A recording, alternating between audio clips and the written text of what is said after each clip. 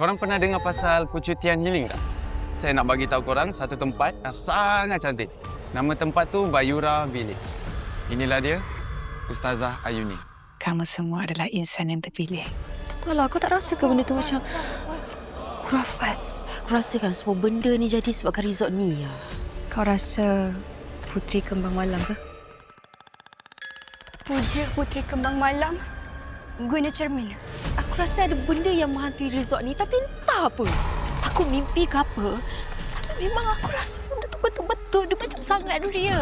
Aku diseru diikat dengan darah menuntut jiwa-jiwa suci untuk dijadikan tumbal. Kau tak boleh lari. Muat turun dan layan tonton sekarang. Semua favourite anda di sini.